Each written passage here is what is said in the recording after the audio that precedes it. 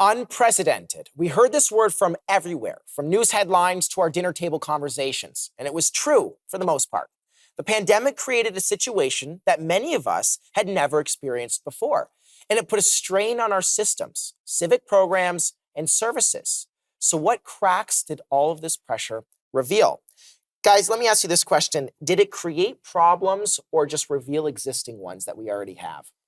What do you think? Both. Yeah, Both. I would What agree with problems that. did it create?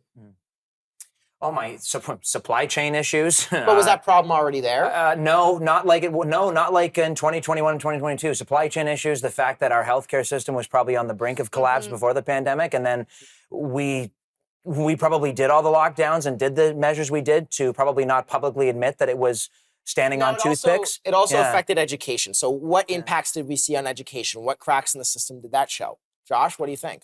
Well, the ability to even move towards online education, right? Like right when COVID hit, I was doing my real estate license. Like I was just finishing and I had one exam left and it took them 6 months to get it so that I could proctor online.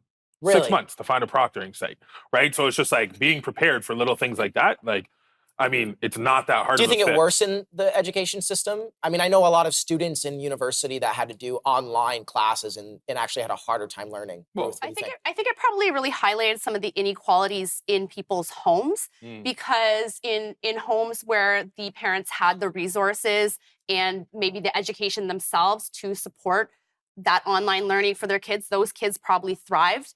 And for kids whose parents didn't have those resources, they obviously probably struggled a lot more. Right. And that's always existed, but I'm sure that COVID made that a little bit more obvious. Let alone also the different types of learning, right? Like you got people that learn by doing things hands-on. You got people that learn by, film school was pretty hard to do online.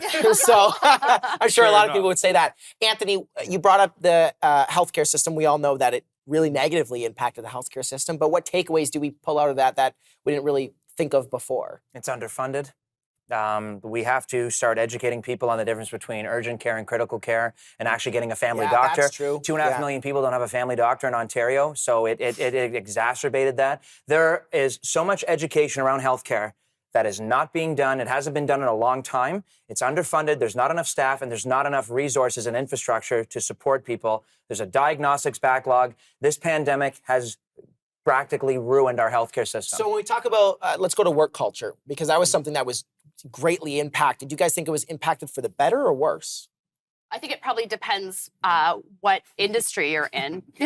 Because I think that many people in the healthcare industry specifically felt that things got a lot worse for them. Whereas some people in... But, okay, so when we talk about like people working from home, right? That isolated a lot of people, which made a lot of people happy. But at the end of the day, I feel like human beings, we should strive for connection. We all live on this planet together. So just putting us in a behind a computer screen at home, sure, it's easier and makes it more enjoyable, but... Well, that's the thing, right? It's also the fact that when you finish work, you're still stuck at home, right? Yeah. Like you don't have the ability to say, okay, yeah, this is much better being able to work from home, but then I get to go out and be with my friends. I would argue people actually appreciated working from home within the first couple months. Yeah, 100%. I just have an employee now who just got another job, works from home, and actually after like 3 months doesn't fully like it as much as what they did when they started. Yeah. It's hard because your bed's right there. Like It's so true. Yeah, especially when you're not clocked in 9 to 5, right? Yeah, I don't like working from home. I always want to do laundry or clean. So how do you guys think like our response to COVID, when we talk about CERB, that kind of thing, lockdowns, how did that impact our working culture? Oh boy. I mean, especially CERB. That would be a big one. Anthony, what do you think? Well, I think there were people that were going to take advantage of it regardless, but I think what CERB proved is that the basic income argument was always baloney because the government can provide people a basic income. It can provide people with basic needs. 9 million people collected it. It kept a lot of people in their homes. Their mortgages were paid. Their rent was paid. I don't think it's something they could do continuously, though, year over year. That's a whole episode we can do. But I think the most important thing that showed is when people say something can't be done, it actually can be. There just needs to be the will to do it. And when we're in crisis mode, anything can happen in this country. So real quick, Ruth, in terms of our support systems like homelessness, that was something that completely blew up in COVID. It got worse and worse. What did that show us? I think it really showed how many folks are living on the brink. And I also think maybe because I know we want to balance this and talk about positives. I have seen a lot of people who really care about these issues and want something done. And I think that voice is growing. It's growing, but Yeah. it's okay. That's a good point. We'll be right back with what we learned about ourselves through this global crisis. I'ma rule the world, yeah.